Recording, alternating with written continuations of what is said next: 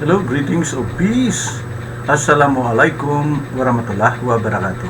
May the peace and blessing of the one true and only God be with us all. Sa ulitin, greetings of peace. Proclaim the truth. Expose the falsehood. Ibantala ang kamaturan. Ibuyagyak ang kabutikan. Okay, welcome kamo sa atong programa Proclaim the Truth and Expose the Falsehood. Ako gali si Engineer Ronnie Albao, ang inyong Bible Falsehood Exposer. Pwede ka mo ka-join sa atong programa. Subscribe ka mo muna at mag-click sa bell button para ma-update ka mo sa mga bago natin mga episodes. Pwede ka mo katawag, ka-text, call sa aton nga Globe kag talk and text nga lines. Okay. Sa ulitin, ako si Engineer Ronnie Albao. Ano ang dapat natin pag-usapan ngayon? Who is the real Paul? Actually, meron akong debate last time. Ipoprove sa kanya na si Paul is Antichrist. So, accepted sa isa ka pastor. And yun nga, medyo nagkaroon kami ng debate. At lo and behold, medyo ina-accept niya rin na si Paul is Antichrist before ng kanyang conversion daw. So, before anything else, may ipakita ako dito sa inyo a short maliit na movie o maliit na presentation regarding kay Paul. Dali lang gid. Ang batang ito ay nakatang maging instrumento upang magkaroon ng katuparan ang plano ng Diyos para sa lahat, na maipalaganap ang mensahe tungkol sa buhay, kamatayan sa krus at muling pagkabuhay ng Panginoong Hesus. Ito ang mensahe ng kaligtasan na ipinangako ng Diyos para sa lahat ng maniniwala, at ang kanyang impluwensya ay magkakaroon ng napakalaking epekto sa kasaysayan, at sa lahat ng Kristiyano sa buong mundo, kasama tayong mga Pilipino. Tanggol na ito ay nagngangalang Saulo o Saul. Sa paglipas ng panahon, siya ay huhubugin upang maging isa sa pinakamaimpluwensyang pangalan sa kanyang panahon at sa hinaharap. Ang kanyang katanyagan ay pangalawa lamang sa taong pinaglaanan niya ng kanyang buhay upang ito ay maipahayag niya sa iba. Si Saulo ay ipinanganak sa bayan ng Tarsus. Ito ay ang syudad ng Turkey sa kasalukuyang panahon. Ang Tarsus ay 70 taon nang nasa ilalim ng pamamahalang Romano bago siya naisilang.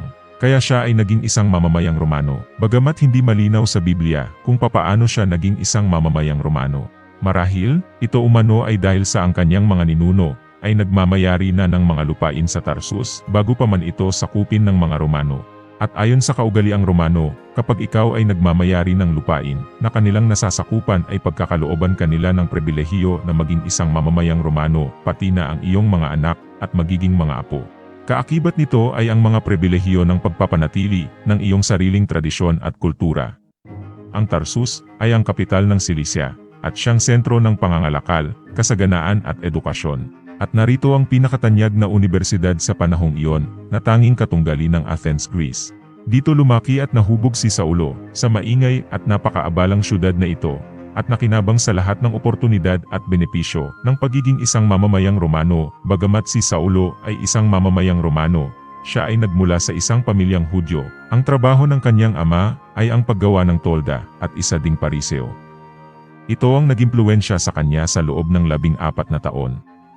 Sa edad na 14 ay nagpasya ang kanyang ama na pag-aralin si Saulo sa ilalim ng isang kilalang pariseo ng panahong iyon na nagngangalang Gamaliel, isang malapit na kaibigan ng kanilang pamilya. Si Gamaliel ay kilala bilang isa sa pinakamatalinong Hudyo sa kanyang panahon at hindi madali ang mapabilang sa kanyang mga estudyante. Taong 20 AD nagsimulang magsanay si Saulo bilang isang pariseo. Ang mga pariseo ay isang sekta sa Judaismo noong unang siglo na binubuo ng mga middle class na mga Hudyo, ibig sabihin sila ay may mataas na pinag-aralan. Sila ay itinalaga upang bigyang kahulugan o ipaliwanag ang mga kautusan para sa lahat ng mga Hudyo. At base sa kanilang ranggo, pumipili ang mga ito ng 10 karapat-dapat upang maging miyembro ng Sanhedrin. Ang Sanhedrin ay ang kataas-taasang konseho o korte. Sa sinaunang Israel, may mas maliit ding relihiyosong Sanhedrins sa bawat bayan sa Israel, ngunit lahat sila ay pinangangasiwaan ng dakilang Sanhedrin. Noong panahon ng mga gobernador ng Roma tulad ni Poncio Pilato, ang Sanhedrin ay may jurisdiksyon lamang sa lalawigan ng Judea. Ang Sanhedrin ay may sarili nitong pulisya na maaaring makaaresto sa mga tao tulad ng ginawa nila kay Jesus. Si Saulo ay nagsanay sa ilalim ng gabay ni Gamaliel sa loob ng 8 taon, bago siya bumalik sa Tarsus upang magsilbi sa kanilang lokal na sinagoga. Hindi nagtagal ay nakatanggap si Saulo ng isang mensahe mula sa kanyang guro. Siya ay iminungkahi nito upang maging miyembro ng kataas-taasang konseho o ng Sanhedrin dahil sa kanyang katuwaan at pananabik sa natanggap na balita, ay dali-dali itong nagtungo pabalik ng Jerusalem upang tanggapin at gampanan ang kanyang katungkulan bilang isang miyembro ng Sanhedrin. Ito ay matagal na niyang pinapangarap. Subalit, sa kanyang pagbalik sa bayan ng Jerusalem, ay napagalaman niya ang maraming pagbabago sa lugar. Napagalaman niya na mayroon umanong bagong sekta ng mga Hudyo na bumubulabog sa buong syudad ng Jerusalem. Ang mga naging tagasunod ng bagong pananampalatayang Hudyo ay naging mga deboto ng isang lalaki mula sa bayan ng Nazareth na nagsasabing siya umano ay anak ng Diyos na nagkatawang tao at siya umano ang katuparan ng mga propesya na alam ni Saulo dahil buong buhay niya itong pinag-aralan. Ang mga tagasunod ng naturang Nazareno ay nagsasabing siya umano ang daan patungo sa Ama, ang katotohanan at ang buhay. Na tila baga nangangahulugang wala ng kapangyarihan ang Sanhedrin na bagong kinabibilangan ni Saulo upang maging daan o gabay para sa mga Hudyo. Si Saulo ay labis na nagulat at nagalit sa mga natutunghayan at sa pagkakaroon ng ganitong kilusan na itinuturing niyang kalapastanganan sa Diyos. Dahil dito, siya ay nagpasimula ng isang agresibong kampanya sa tulong ng konseho ng Sanhedrin upang pigilan ang paglaganap ng itinuturing niyang mapangahas at mapanganib na ideolohiya. Hindi lamang iyon ang kanyang ginawa. Katunayan, hinanap niya ang mga mananampalataya at agresibong tinatanong sa kanilang paniniwala. Ang mga ito ay mga simpleng mamamayan, katulad ng mga mangingisda na walang formal na edukasyon. Dahil dito, kinuwestiyon niya ang kanilang otoridad at hinamak ang pundasyon ng kanilang pananampalataya. Sa pag-asang mababago pa nito ang kanilang pananaw at paniniwala. Subalit, walang nagtagumpay sa kanyang mga ginawang mga hakbang. Hindi pa rin tumigil si Saul sa kanyang layunin, at sa tulong ng kanyang mga kasamahan sa kataas-taasang konseho ay pinaalalahanan niya ang mga disipulo ni Jesus, at mahigpit na pinagbawalan ang mga ito na magpatuloy sa pagpapalaganap na si Jesus ang matagal nang hinihintay ng mga Hudyo na Mesyas. Sa kabila nito, nagpatuloy ang mga disipulo at binaliwala ang kanilang babala. Dahil dito, isang malagim na pangyayari sa isang disipulo ng Nazareno ang naganap. Isang lalaki na nagngangalang Stephen, ang kanilang inakusahan at hinuli. Si Saulo ay agad nagpatawag ng pagpupulong ng mataas ng konseho, upang imungkahi kay Stephen na bawiin ang kanyang deklarasyon ng pananampalataya kay Jesus bilang Mesyas. Subalit si Stephen ay hindi sumangayon, at patuloy na ipinahayag ang kanyang pananampalataya at paniniwala kay Jesus sa harap ng publiko bilang Mesyas at bugtong na anak ng Diyos. Ang hayagang pagtutol na ito at pagsuway sa kataas-taasang konseho ay nagdulot ng matinding galit sa puso ni Saulo na hindi niya nakontrol. Pinunit niya ang kanyang balabal na simbolo ng kanyang matinding galit at pagkainis sa batang disipulo ni Jesus. Gayon din ang ginawa ng iba pang membro ng Sanhedrin. Inihagis nila ang kanilang balabal sa paanan ni Saulo, at nagsimulang dumampot ng mga bato upang batuhin ang disipulo na buong tapang na nanindigan sa kanyang pananampalataya sa Panginoong Jesus. Ang galit na si Saulo ay nakatayo habang pinapanood ang mga miyembro ng kataas-taasang konseho ng Jerusalem na siyang tagapagpatupad ng batas at kaayusan. Subalit ngayon ay nagsagawa ng pagpaslang sa isang taong nanindigan lamang sa kanyang pananampalataya sa Panginoong Jesus. Ang pangyayaring ito ay lubos na gumulat sa mga unang Kristiyano sa panahong iyon na nagresulta sa pagkatakot para sa kanilang sariling buhay. Ang karamihan ay lumisan sa Jerusalem at nagsiuwi sa kanilang sariling bayan at tahanan sa takot na mangyari din sa kanila ang malagim na sinapit ng kanilang kapatid sa pananampalataya. Ngunit sa kalooban ng Diyos ay hindi ito nagtagal dahil kalaunan ay nagsibalik ang mga mananampalataya at muling nagpatuloy sa pagpapahayag ng mabuting balita sa mga lansangan ng Jerusalem na si Jesus ang matagal na nilang hinihintay na Mesyas.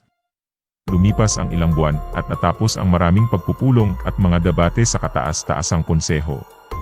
Natapos na din ang deliberasyon ng Sanhedrin sa pinaka-epektibong estratehiya upang pigilan ang mabilis at patuloy na paglaganap at paglago ng kilusang sinimulan ng Nazareno.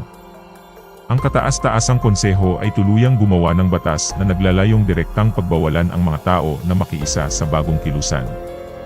Ang sinumang lumabag sa batas na ito ay agarang huhulihin at parurusahan. Ang matinding kaparusahan sa mga mananampalataya ay nag-udyok sa ilan na huwag nang magpatuloy, subalit, dahil din sa tunay na pananampalataya, mas marami pa din ang nagpatuloy at sinawalang bahala ang ipapatupad na batas ng kataas-taasang konseho. Matapos ang pagsasabatas nito, agaran itong ipinatupad sa Jerusalem upang ito ay tuluyang magkaroon ng bisa. At ang nanguna sa pagpapatupad nito ay walang iba kundi ang kagalang-galang na Pariseo na si Saulo na taga Tarsus. Si Saulo ay dedikado sa pag-usig sa mga mananampalataya, at lahat ng kanyang mahuli ay agad ikinukulong. Ganito kahirap maging isang tagasunod ng Panginoong Hesus noong mga panahong ito, kaya karamihan sa mga mananampalataya ay nagtatago at patago ang kanilang mga gawain ng pagpapahayag at mga pagpupuri. Isang araw, nakatanggap ang kataas-taasang konseho ng isang balita, na ang mga tagasunod ng Nazareno ay nasa syudad ng Damascus. Ito ay may 130 milya ang layo sa hilagang silangan ng Jerusalem. At doon umano nagpapalaganap ng ebanghelyo ang mga alagad ni Jesus. Si Saulo ay agad naghanda upang magtungo sa lugar na kinaroroonan ng mga alagad. Siya ay nakahandang maglakbay sa loob ng 3 araw mula sa Jerusalem patungong Damascus. Ang hindi alam ni Saulo, ang paglalakbay pala na ito ang babago sa kanyang buong buhay at pagkatao. Hindi lamang sa kanyang sariling buhay, kundi ito pala ang babago sa kasaysayan ng mga Kristiyano sa hinaharap. Kasama na tayo doon, at sa kapalaran ng maraming mananampalataya na minsan niyang inusig, ipinakulong at ipinapatay. Ang paglalakbay ni Saulo patungong Damascus at ang malaking pagbabago sa kanyang buhay at paniniwala, abangan sa Part 2.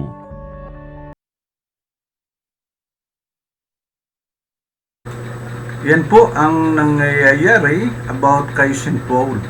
So, inaamin din ng medyo katunggali kong kadibati na si St. Paul ay talagang taga-usig. Ibig sabihin, talagang persecutor siya before ng kanyang conversion doon sa before ng Damascus, before nangyari yung incident sa Damascus. Ngayon, ibibigay ko sa inyo kung bakit or ano ang dapat nating kilalanin kay St. Paul. Of course, gusto ko isa-isahin, makapagbigay tayo ng kunting explanation dito. No? Ang una kong dalhin sa inyo is itong Act 26:11. Ito ay talagang salita ni St. Paul. So, ang gagawin ko dito, ibibigay ko sa inyo yung mga salita niya or mga nangyayari in connection sa kay St. Paul. Dito, sulat niya ito sa Acts ni St. Paul.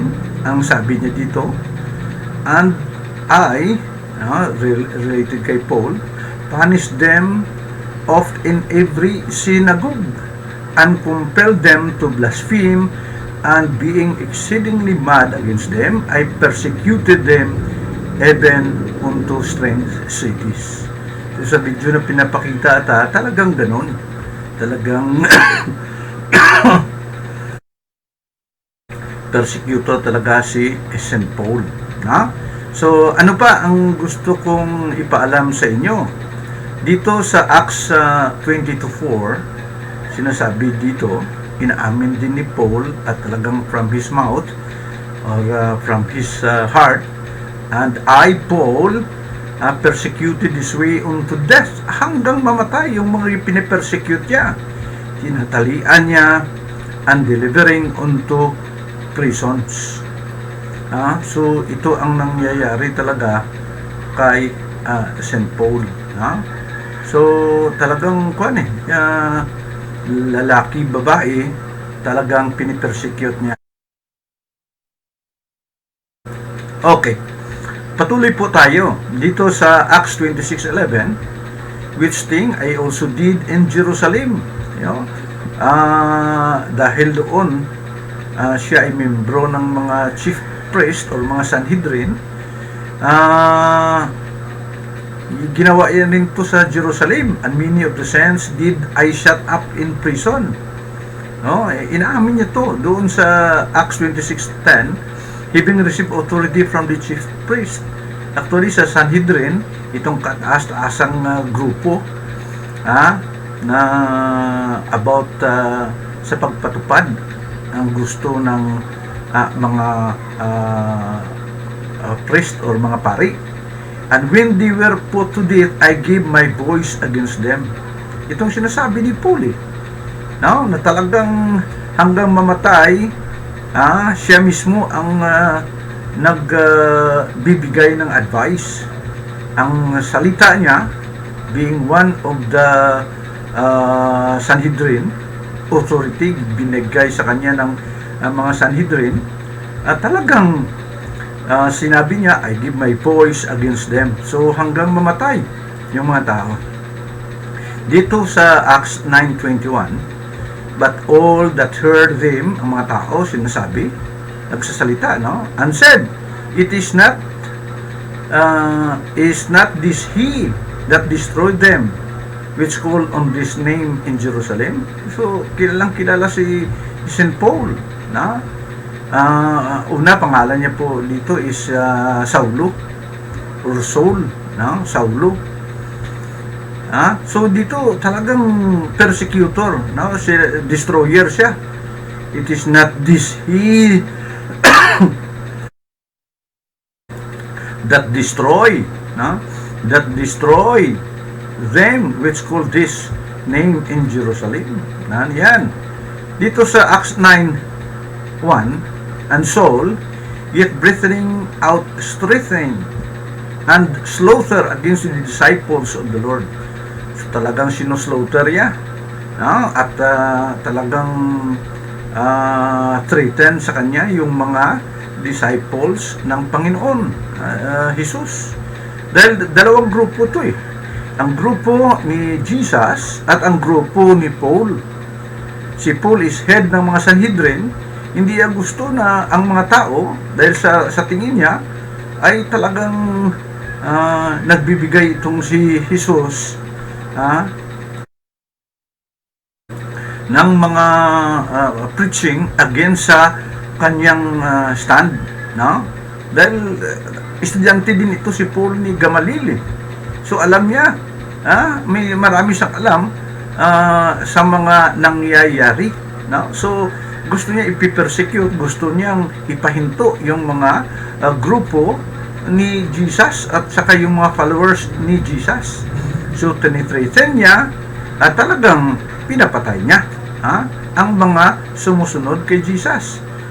Ano pa dito sa Acts 22:20, and when the blood of martyr Stephen, si Stephen, isa din sa mga followers ni Jesus, at siya talagang naninindigan na yung kanyang faith regarding kay Jesus is totoo. Ang ginagawa naman ni Paul or ni Saul, siya tumitingin lang, consenting unto his death, hanggang mamatay si Stephen, binato, at sila sinasabi dito, and consenting unto his death.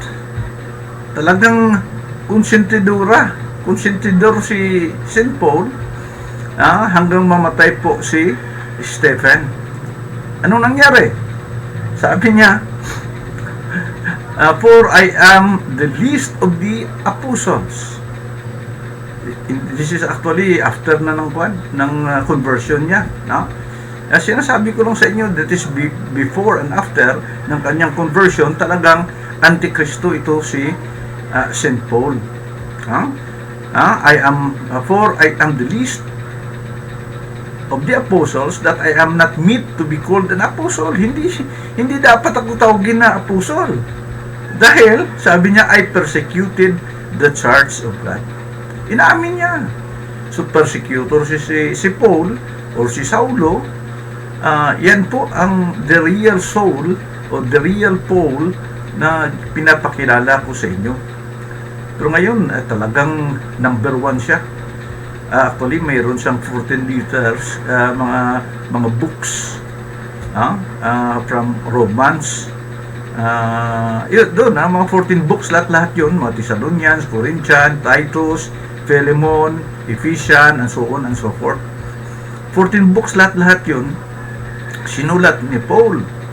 Na? Ano siya? Parang kuno, pro-Christ na siya. I still have to maintain that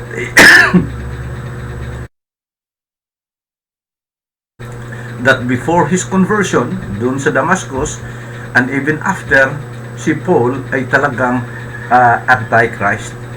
Okay. Ano pa? Dito sa Philippians 3:6, sinasabi din dito, persecuting the church. Persecutor si Paul. No? So maraming mga verses yan na pinapakita ko sa inyo. At lahat yan biblical. Dito sa Galatia 1:13, how that beyond measure I persecuted the church of God and wasted it. So inaamin niya from his lips sa Book of Galatian, sinasabi niya doon, no, sa mga sulat niya sa mga Galatian, sinasabi niya na beyond measure I persecuted the church of God and wasted it. So talagang nakakatakot ito si St. Paul. Sa 1 Timothy 1:13, sabi niya daw, before, blasphemer siya, persecutor, and injurious. Sabi niya, ginawa niya daw, ignorante pa siya sa belief. So inaamin niya, itong gusto ko mangyayari. So but ipoprove ko sa inyo that even his alleged conversion, talagang antikristo siya, ito si St. Paul. Okay, patuloy po tayo. Ano ang ginagawa niya? Dito sa Acts 26:9, ang nasa isip niya, ang nasa kukutin ni St. Paul, to do many things contrary to the name of Jesus Christ. So, this is his vision, his objective is to do many things contrary to the name of Jesus of Nazareth. Ito yung si St. Paul. So, gusto ko lang ipaalala sa inyo. Gusto kong ayaw kayong medyo magalit sa akin. Ang gusto kong mangyari na kung pwede, bigyan nyo diin o bigyan nyo ng pansin ang mga allegation kung tangin nyo allegation lang po ito. Pero ang sa akin side, this is actually a fact, and I don't want na anybody na nanood ng video na ito, itong presentation, ayoko na medyo maniwala kayo kay Paul dahil ang gusto niya, he will do anything contrary to the name of Jesus Christ of Nazareth before sang conversion niya, even after sang conversion niya. So ngayon, ang mangyayari, ang Muslim na mga believers is pro-Paul and against Jesus Christ. Ang nangyayari, si Paul ang sinusunod nila. Always, magkukot sila sa mga writings ni Paul at ito ang nangyayari. Napagkaligtaan nila na si Paul pala gumagawa ng mga maraming mga bagay-bagay contrary to Jesus Christ of Nazareth. Huwag kayong magalit sa akin. Ito verse by verse na binibigay ko sa inyong lahat. Okay, patuloy po tayo. Anong attitude ni Paul regarding sa doctrine ni Jesus Christ? Ang gusto ni Paul dito sa Hebrews 6:1, living the principle of Jesus Christ. Ibig sabihin, gusto niya iwanan na natin yung mga elementary, sa ibang version na elementary teaching of Jesus Christ. Iwanan daw. Iwanan na daw. So, titingnan natin dito. May mga Tagalog version tayo dito eh. Sinasabi dito, elementary teaching. Yung teaching pala ni Jesus Christ sa kay Paul is elementarya. So, dapat, iwanan na natin. At magpo-proceed daw tayo, untuk perfection. ang kay Kristo hindi unto perfection. Pero kay Paul, sabi niya, yung turo ko sa inyo, unto perfection. Ang gusto ni Paul, iwanan na ang mga elementarya na mga doktrina ni Jesus Christ. Ito, kitang-kita no? So, either you are pro-Paul or pro-Jesus Christ. Ako bilang isang Islam, no Muslim, I do believe sa the real Jesus Christ. Real Jesus Christ. Si Paul, nasabi ko sa inyo, marami ang mukha ni Paul. Gusto niya na makuha kayo. So, isa-isahin natin. Ano dito? Ang lahat-lahat na ito na sinasabi ni Paul, hindi gospel ni Jesus Christ, hindi gospel ng kung sino, but he is her own gospel. Dito sa Romans 2:16, in that day, God shall judge the secrets of men by Jesus Christ according to my gospel. Surat yan to sa taga-Roma. According sa kanyang gospel daw. Si Jesus Christ nga sinasabi niya ang doktrina ko, hindi akin. It is from my Father. My doctrine is not mine. Sabi ni Christ. Pero ito yung gospel niya. So, hindi lang pala gospel according to Matthew, gospel according to Mark, Luke, and John. Also, the gospel of Paul. This is after his conversion. Dito sa Romans 16:35. Now to him that is of power to establish your according to my gospel. According to my gospel and the preaching of Jesus Christ according to the revelation of the mystery which was kept secret since the world began. So, ibig sabihin, paniwalaan na natin ito dahil kay Pablo to according to his gospel. So, naging authoritative na si Paul or si Saul, parang sabi ko na kanina, iwanan na yung mga elementaryang doktrina ni Jesus Christ. Proceed na tayo sa mga gospel ni St. Paul. Dito sa 2 Timothy 2:8, remember that Jesus Christ, the seed of David, was raised from the dead according to my gospel. So, hindi gospel ni Jesus Christ ang dinadala niya na Jesus Christ, the seed of David, was raised from the dead according to my gospel. Hindi gospel ni Matthew, but according to his gospel. So, ayan, dapat tayo matakot dyan dahil minimislead na tayo. Parang sinasabi, there is a way that seemeth right unto a man, but the end thereof are the ways of death. So sa tingin ninyo, si Paul is dapat nating paniwalaan. So, yun na ang nangyayari. But here I am, pinoprove sa inyo na si Paul is an antichrist. He do many things contrary to the name of Jesus Christ. Ginagamit niya yung Kristo, pero ibang Kristo ang pinopromote niya. Ibang Kristo ang pinopromote niya. Okay, proceed po tayo dito. Sabi dito, his words are not from God. Sabi ni Paul. Sabi dito sa 1 Corinthians 7:12, but to the rest I speak not the Lord. Hindi pala si Panginoon, kundi ang sinasalita niya sa kanya lang, according to his gospel, not the Lord, not from Jesus Christ. Dito sa 1 Corinthians 7:25. Okay, sandali. Kaya may gusto kong mangyayari.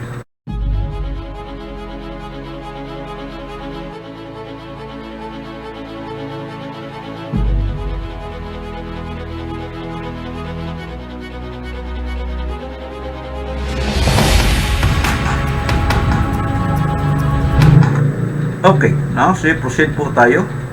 Sinasabi dito na sa 1 Corinthians 7:25 concerning virgin, parang may nag-ano ka ba, nagkukonsulta ka sa kanya.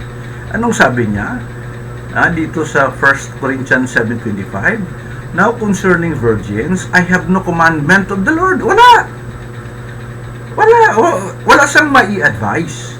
Dahil wala siyang sugo galing ng Panginoon. Sabi niya, yet I give my judgment as one that had obtained mercy of the Lord to be faithful. So, inaamin niya. Wala akong commandment from the Lord. I have no commandment of the Lord. Yet, I give my judgment. So, ibig sabihin, yung mga sinasalita niya, hindi galing pala sa Panginoon. Sa kanya-kanya lang, puro-puro yun. Ito. So, yan ang nangyayari. Sige, okay. Ano pa? Dito sa 1 Corinthians 4:37. If any man think himself to be a prophet, sinasabi niya, or spiritual, let him acknowledge the things that I write unto you. Well, please, acknowledge the things that I write unto you are the commandment of the Lord. Sabi niya kanina, wala siyang commandment from the Lord sa mga bagay-bagay. Ngayon, sinasabi niya naman yung mga sinasabi ko, please consider it, please acknowledge it, that this commandment is from the Lord. Ito si Paul eh. Okay, ito, tingnan natin. Dito, admits that his words are not from God. Sinasabi niya dito sa 2 Corinthians 8:8, I speak commandment not by but by occasions of the forwardness of others to prove the sincerity of your love. Itong nangyayari dito sa 1 Corinthians 11:17, ito napakaklaro. That which I speak not after the Lord. Yan ko yung sinasabi ko. Hindi ko sinasabi that this is from the Lord, but as it were foolishly in the confidence of boasting. Tinikal-tikal lang ini. Ginambal ko, sinasabi niya, ginambal ko, hindi galing po ito sa Panginoon. Pero sa parang buang-buang lang at sa mga confidence of boasting, para pagpatika lang. Itong nangyayari kay Paul. So inaamin ni Paul na ang sinasabi niya, mga writings niya ito sa mga taga-Corinthian, writings siya sa kay Timoteo, writings sa taga-Ephesians, writings sa taga-Romans, writings sa mga taga-Galatians. Ang sinasalita niya, yung mga writings niya, is not from the Lord. So, ginagamit niya na lang yung Kristo na puno sa side siya ng mga Christians. But in reality, sinasabi ni Paul, if you cannot beat them, join them. So, nag-join siya at ang nangyayari, iba ang Kristo ang pinopromote niya. Sabi, ito makikita niyo, sa second crafty quote, you with guile, sa mga pagluluko, sabi dito, 2 Corinthians 12:16, be it so, I did not burden you, nevertheless, being crafty, I caught you with guile. Sa Tagalog, titingnan mo, datapot magkaganon man, ako'y hindi naging pasan sa inyo, kundi dahil sa pagkatuso ko, sinasabi ni Paul, dahil sa pagkatuso ko, kayo'y hinuli ko sa daya. Si Paul ay tuso. Kunyari lang na talagang pro-Christ siya, intentionally, pero ang gusto niya talaga huhulihin kayo. Dadayain kayo. Sinasabi dito, kung dahil sa pagkatuso ko, kayo'y hinuli ko sa daya. Kita mo? Nakakatakot. Nakakatakot po si St. Paul. Ano pa? Sabi dito, ito talagang pa yung balimbing ba? Yan, dito sa Tagalog kukunin natin. Sige. To the Jews, I became a Jew. Yung sa mga Hudiyo man ko. That I might gain the Jews. Para madalaya lang. Sabi ko, tuso eh. Kung Hudiyo ka, ako maging Hudiyo din, sabi ni Paul. To them that are under the law, sa mga sumusunod sa sugo, as under the law, that I might gain them that are under the law. Kung wala kayo kasugo, ako may mga sugo kayo, under kayo sa mga kasuguan, di ako, amo man, under man ako sa kasuguan. Para, para friends tayo. Balimbing eh. Pero sa 9:21, to them that are without the law, kung wala naman kayo kasuguan, ako wala man. Dito sa 19:20, kung kamo may mga kasuguan, di ako may kasuguan man. Pero kung kamo nga wala kasuguan, ako wala man. But under the law to Christ, that I might gain them that are without the law. Para madalaman ang mga wala sing kasuguan. So ito si Pablo eh. Napakatuso. Kinasabi niya kanina nga, kinuha sa pagkatuso ko, dinala ko kayo sa daya. Hinuli ko kayo sa daya. Sa mga weak, sa mga weak, I become as weak. Sa mga hindi kaya, o sa mga medyo walang kakayahan, ako walang kakayahan din. That I might gain the weak. Ibig sabihin, kung pigado ka mo, pigado man ko. Kung alam ka mo, maalaman ko. Kung medyo siraulo kayo, siraulo man ko. Para, anong sabi dito? That I made all things to all men, that I might be all means to save some. So, ibig sabihin, it does not matter kung sino kayo. Kung wala kayo kapati sa kay Kristo, wala man siya kapati kay Kristo. Kung wala ka mo kapati kasuguan, wala man siya kapati kasuguan. Kung kapati ka mo kasuguan, ako kapati man kasuguan. Ito napakabalimbing na klaseng tao at dapat kayo medyo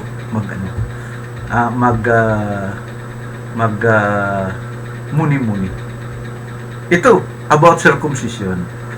Alam niyo na si Christ ang na-circumcise on the 8th day?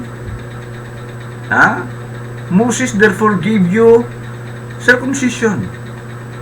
But of the Father, sabi ni Jesus Christ, and on the Sabbath day, I circumcise a man. Si Jesus man, naggapang tuli.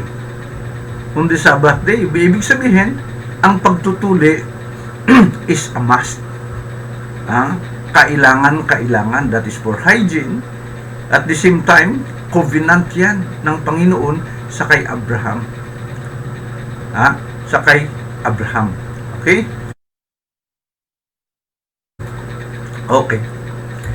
Dito sa Genesis 17:10, this is my covenant, sabi ng Panginoon, which shall be kept between me and you and thy seed after thee. Ito yung covenant ng Panginoon sa kay Abraham at sa tanan ng mga lalaki na the seed sa mga anak after sa kay Abraham. Every man shall among you shall be circumcised. Totally in the every man. Pero nagtataka ako. May mga maraming Christians sa Europe, hindi sila nagpapatuli. Ang mga Muslim nagpapatuli. Si Jesus Christ nagpapatuli.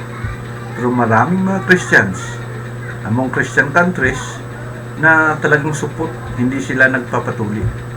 Dahil sinong sinusunod nila? Si Jesus ba o si St. Paul?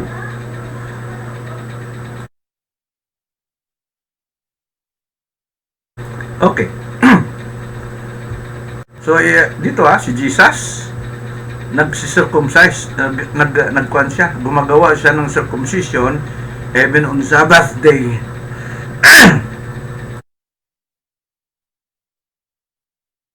Okay. Ang Diyos nakipagdatipan, nakipag-covenant sa kay Abraham at sa lahat ng mga lalaki after sa kay Abraham, that every man child of you among you shall be circumcised. So dito sa kay Moses, and the Lord said unto Moses and Aaron, this is the ordinance of Passover, there shall be no stranger. Anong sabi dito sa 44 na Exodus 12? Every man's servant that is brought for money, when thou hast circumcised him, then shall he eat thereof. Ibig sabihin, sa kay Moses, sa kay Abraham, sa kay Jesus, ang circumcision ay sinasabi, ay tinuturo. Ito, sa kay Paul, anong sabi yan ni Paul? So sabi ko sa iyo, sa Galatians 5:2, I Paul say unto you, that if ye be circumcised, Christ shall profit you nothing. So gusto mo ba na you will not profit anything?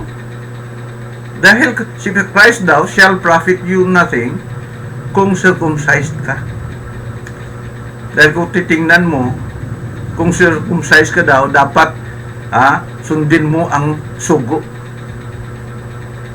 So dapat hindi ka na magsisircumcise. So maraming na niniwala kay Paul dahil yung mga Europeans, mga Americans, mga Irish, they don't bother kung na-circumcise o hindi. Yan po ang turo ni Paul, at yan ay sinalungat ni Paul ang ginagawa ni Christ. Si Christ ay nagpatuli ng ikawalong araw, at even sa Sabat nag-circumcise si Jesus. Okay. Anong sabi ni Paul? Dahil yan, loob Moses yan eh. Dahil sabi sa kay Moses na ang mga lalaki nyo dapat i-circumcise. Anong sabi ni Paul?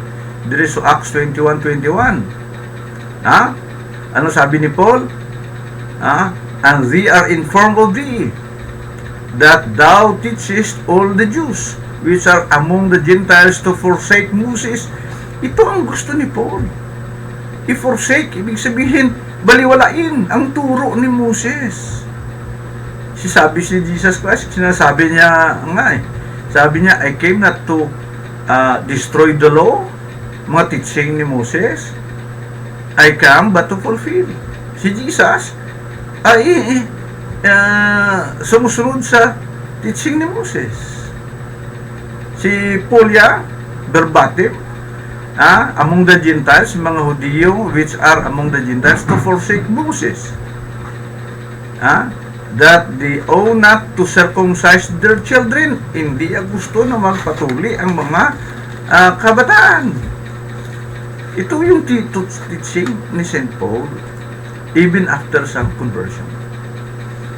Ito talagang ginagawa ni Paul na hindi ka nais-nais. No? Romans 3:7, ano sabi? Through my lie unto the glory, which yet I am also judged as a sinner. Na kung ang truth of God hath more abounded to my lie, white lie sinasabi ang guru siguro, through my lie unto His glory, medyo butig, pero bisan butig lang na iya, pero nagdamo ang akong followers.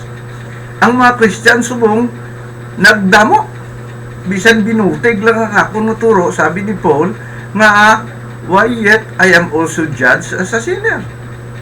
Ano sabi ni Paul dito? Let us do evil that good may come. Gawin natin yung mali, para maganda ang dating.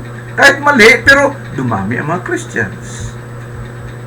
Madumami ang mga Christians.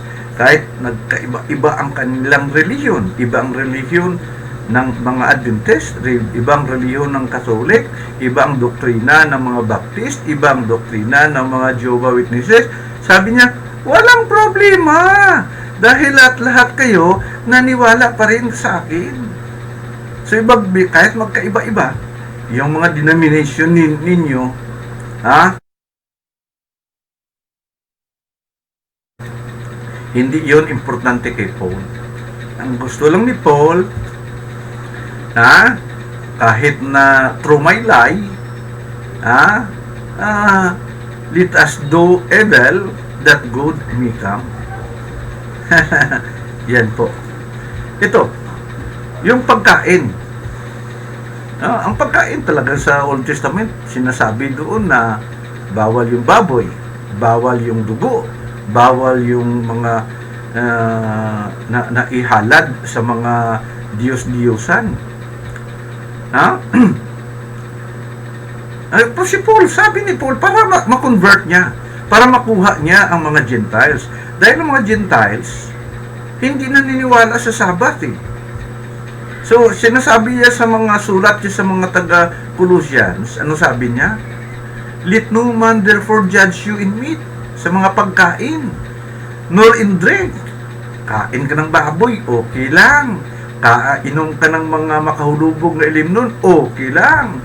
Kung magrespekto mo sa mga holiday, Sabbath day, New Moon, okay lang. Dahil, anong sabi niya dito? Whatsoever is sold in shambles, that eat, ask no question for conscience sake. So, kain lang. Kung ano man ang naibibinta dyan sa palengke, kain lang. No more asking question.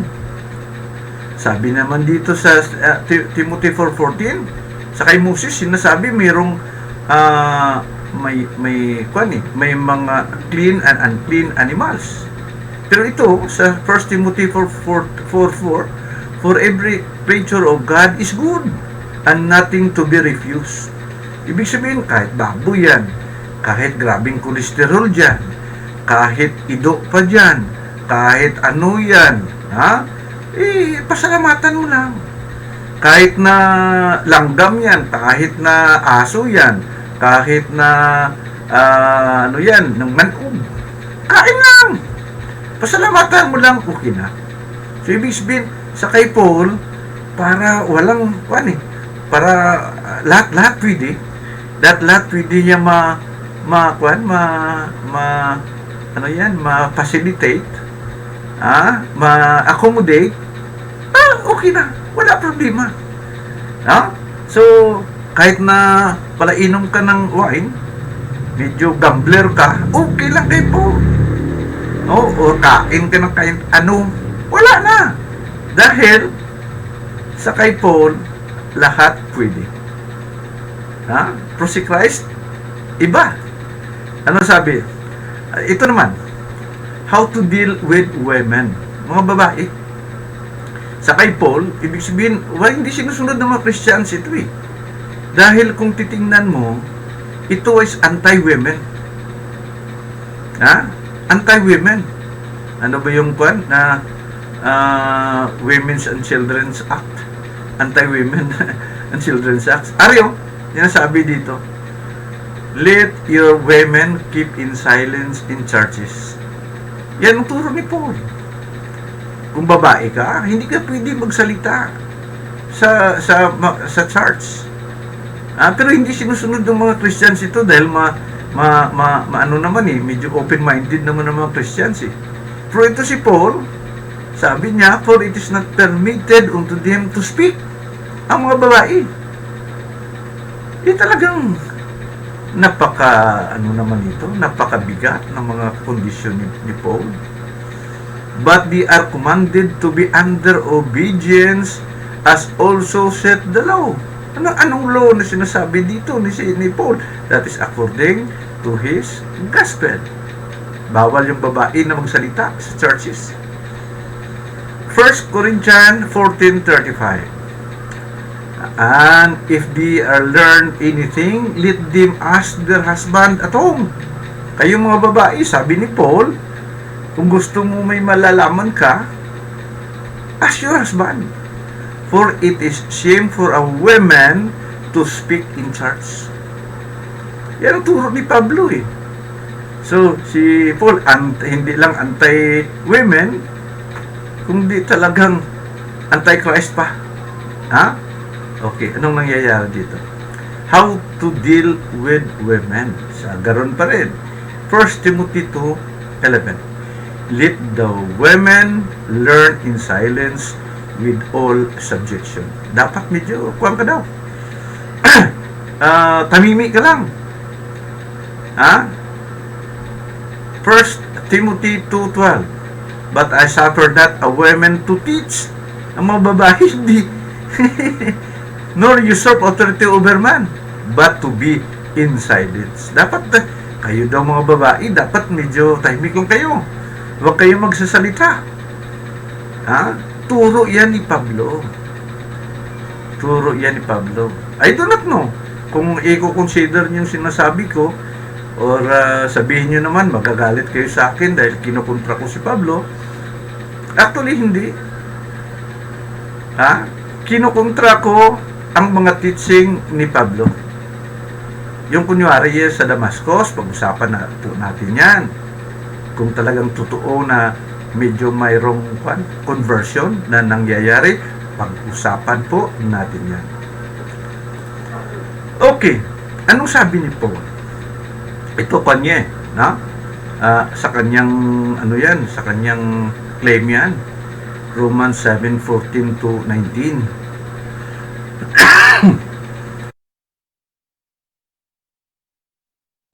Okay, Romans 7:14. Ito gusto ko mangyayari, sana ibibigay ko yung Tagalog, pero sige lang, dito lang muna tayo sa English. For we know that the law is spiritual. Sabi ni Paul, ang law daw spiritual, siya karnal, sold under sin. No? Medyo katawang tao siya, ang law daw spiritual. So, may mga allegations sa dito, may mga reason. For that which I allow not, ang hindi ko gusto, yan ang ginagawa ko. No? Ang hindi ko gusto, yan ang ginagawa ko. That I do not, ha? Ang hindi ko gusto, that I do not. But what I hate, that I do. Kung hindi ko gusto, yan ang ginagawa ko. Ha? Ang gusto ko, yan ang hindi ko ginagawa. Pero yan ang medyo hindi ko gusto, yan ang ginagawa ko. Yan ang si Pablo, kakabaliktaran eh. No? Yan ang sinasabi niya. If then I do that which I would not, I consent unto the law that is good. Now then, it is no more that I, but the sin dwelleth in me. Hindi na pala dapat nating yung sisihin si Paul. Dahil yung kasalanan pala nag-dwell sa kanya, yun dapat ang natin sisihin, hindi si Paul. Ang gumagawa ng kasalanan, huwag niyong sisihin. Dahil karnal yan. Ang law is spiritual. Ang ginagawa ni Pablo, ang gusto niyang gawin, hindi niya magawa. Ha? Pero yung hindi niya gustong gawin, yan ang ginagawa niya. Kita mo lang. Ha? Okay. Ano sabi sa Romans 7:18? For I know that in me, that is in my flesh, dwelleth no good things. Sa kakatawan ko, walang nananahan na magandang mga ginawa. For the will is present with me. Yan ang sabi niya. Dito sa katawan ko, walang nananahan na magandang bagay. No? So dito sa 19, for the good that I would, I do not. But the evil which I would not, that I do. Yan. Ha? Yan ang ginagawa ni Pablo. So, talagang napakapagtaka kung sino ba talaga ito si Pablo. Ha? So, who is the real Paul? Okay. Ha? So, yan po ang mga admission ni Paul regarding sa kanyang mga salita. So for now, this is again Engineer Ronnie Albao, your Bible falsehood exposer. Ha? Okay. Expose the falsehood. Ibantala ang kamaturan. Ibulgadya ang kabutigan.